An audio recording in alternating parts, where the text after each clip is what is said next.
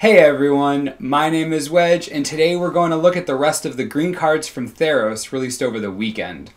Also, keep in mind for any card individually spoiled, you can check out our spoiler series in the description below. The first card we're talking about is Agent of Horizons, 2 colorless and 1 green for a 3/2. For 2 colorless and 1 blue, the agent can't be blocked this turn. This is a cool mechanic on a green creature. You don't often see green sporting unblockability. That's where the blue comes in handy. Anyways, a 3/2 in green isn't optimal since you are going for bigger creatures and turn 3 is usually a big turn for green decks. I don't expect this card to see much limited play, especially since green and blue are kind of awkward together in Theros. They are just trying to do 2 completely different things. Artisan Sorrow is a 4-mana instant that destroys target artifact or enchantment, then you scry 2. I actually like this card. It's instant speed, which is great. Having the versatility of Naturalize is always nice, and scry 2 is nothing to shake a stick at. 4 mana is a bit expensive, but this entire set is shaping up to be expensive. I would definitely play this main board in Limited. If any one of your opponents don't play enchantments, they're doing it wrong. Defend the Hearth is the newest iteration of Fog. For 2 mana, add instant speed, prevent all combat damage that would be dealt to players this turn. While this isn't 1 mana, it can still be really good. There are so many combat tricks in Theros that this could come in handy when your opponent casts something like Coordinated Assault or even Cutthroat Maneuver. A card like this was a smart addition to Theros and it shouldn't be underestimated in a world of pump spells. Feral Invocation is a 3 mana flash enchant creature aura. Enchanted creature gets +2/+2. The flash on this makes it pretty good for Limited. A permanent +2/+2 as a combat trick is really strong, and 3 mana is not too high as to turn me off of it completely. This should see a lot of limited play, as it will, more often than not, decide how combat resolves. Nemesis of Mortals is 4 colorless and 2 green for a 5/5 snake. Nemesis of Mortals costs 1 less to cast for each creature card in your graveyard. You can make it monstrous for 9 mana, making it a 10/10. This ability also costs 1 less to activate for each creature card in your graveyard. I hope this card doesn't get overlooked because it's really, really good. In the right deck, this is going to be so cheap to both cast and make monstrous. What a bargain! Even if you have just 2 creatures in your graveyard, you're getting a 5/5 for 4 mana and you can make it a 10/10 for 7 more. Yes, 7 is expensive, but a 10/10 is really huge. This card is great for Limited, and I could see it as a top 3 pick in most packs. Definitely one of the best cards we've seen released this weekend. Nylia's Disciple is a 2 colorless 2 green 3/3. When it enters the battlefield, you gain life equal to your devotion to green. 4 mana for a 3/3 is pretty decent for a common as far as I'm concerned. Gaining life equal to your devotion is going to be relevant in Limited for sure. You get 2 right off the bat with the Disciple, and considering you're playing a green deck, you can probably safely assume you'll get at least 4 or 5 life from this trigger. It really isn't bad at all. Nylia's Emissary is a 4 mana 3/3 with a bestow cost of 6, and it has Trample. If it enchants a creature, that creature gets +3/+3 and has Trample. Again, for Limited, pretty playable. 4 mana 3/3 with Trample is fine. The bestow cost is a little high, but nothing gigantic like most of the cards spoiled so far. This is pretty Limited-centric. Nylia's Presence is doing an okay impression of Abundant Growth. For 1 colorless and a green, you enchant a land. When it enters the battlefield, you draw a card, and the enchanted land is every basic land type in addition to its other types. The card draw is nice. Being able to tap for every color is nice. The problem is that Abundant Growth didn't see much play outside of Limited, and this definitely won't now that it costs even more. The next card we're looking at is Ferrous Centaurs. These guys are 5 mana for a 3/7. Really awkward power and toughness there. It's a vanilla creature, so there isn't any complexity here. These guys will make a pretty good wall to hide behind, as damaging them enough to kill them will prove difficult for most decks. At 5 mana, they're actually semi-affordable in Limited play, especially for the toughness they give you. Satyr Piper is a 3 mana 2/1. Already not happy. For 4 mana, you can give target creature Lure for a turn. This card is just all around expensive. 3 mana for a 2/1 in green is just bad. Calling it a rogue doesn't make it justifiable either.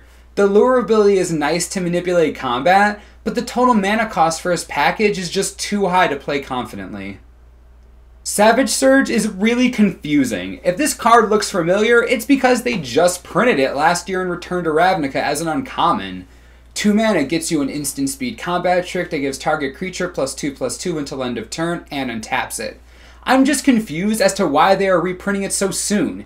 Even past that, why is it common now and uncommon back then? My best guess is that Heroic just makes it that much better. The card is fine for limited as a cheap combat trick that deceives your opponents into thinking your tapped creatures are worthless. But I'm still pretty confused. Why?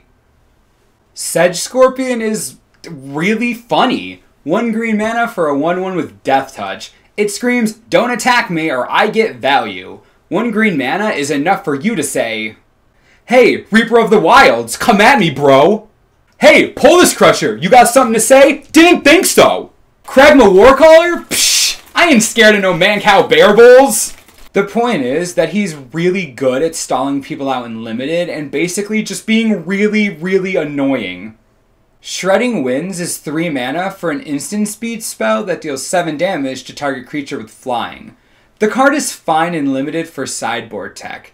It isn't as reliable as Plummet or as cheap, so I doubt it'll see standard play, but even then, it's okay. Staunch Hearted Warrior is a 2/2 for 4 mana. Whenever you cast a spell that targets him, put 2 +1/+1 counters on him. When I first saw that it was a 2/2 for 4, I was like, yay, another overcosted creature. But the Heroic ability giving 2 counters makes me dislike it a little less. It's still 4 mana, but you can easily turn it into something twice the size. Granted, this does require an additional mana investment, but every time you target him, you get +2/+2 permanently. Even just 2 spells on him, you would have at least a 6/6, not counting the spells you actually targeted him with. Time to Feed is a 3 mana sorcery. Choose target creature an opponent controls. When that creature dies this turn, you gain 3 life. Target creature you controls fights that creature. I was hesitant to like this card at first glance, but after thinking about it, it's a fine removal spell. Green decks love the fight mechanic most of the time, and there's no reason to think those decks will pass up on a chance to both gain life and fight something. Sorcery speed isn't great, as always, but in a tight spot, you can manipulate the board state to your advantage while securing your life total. Not the best card, but there are uses here. Voyaging Satyr is a 1/2 for 2. You can tap it to untap target land. The first time I read this card, I immediately thought of Nykthos. That's such a cute combo. Getting double the devotion mana from the shrine is pretty great. Besides this little interaction, the Satyr does provide some situational mana fixing and essentially gives you an extra mana per turn to work with. 2 toughness helps me feel a little more secure about playing it. There doesn't seem to be an abundance of mana producers in Theros, so the Satyr might be valuable in a green draft or sealed pool. Vulpine Goliath is a 6/5 for 4 colorless and 2 green. He's a trampling fox. I've never heard a fox called a Goliath before, but there's a first time for everything, I guess. He's pretty standard. 6 mana for 6 power is okay. 5 toughness can survive a lot, and trample is just a flavor add-on, but with that much power, it's not irrelevant. This guy is alright, nothing special, but earns himself a spot in certain draft decks if the high part of your curve is lacking. The last green card in Theros is Warrior's Lesson. 1 green mana gets you an instant. Until end of turn, up to 2 target creatures you control each gain. Whenever this creature deals combat damage to a player, draw a card. This ability is awesome! Green always needs card draw, and this trick can be used to enable Heroic for some extra damage, or just to take advantage of someone who is afraid to block. Ideally, you're getting 2 free cards for 1 green mana. This is always good. I can see this in limited decks for sure. If red-green aggro continues to be something amazing in standard, if there are some heroic triggers, I wouldn't be surprised to see this alongside Domri Raid as some cheap card advantage. That's it for the rest of the green cards in Theros. Which cards do you think were the best of the rest? Personally, I think Nemesis of Mortals is pretty great, but that's just my playstyle talking. As always, subscribe below for the latest and most reliable Theros information you could ever need. This is the Mana Source. I'm Wedge. Thanks for watching, and we'll see you next time.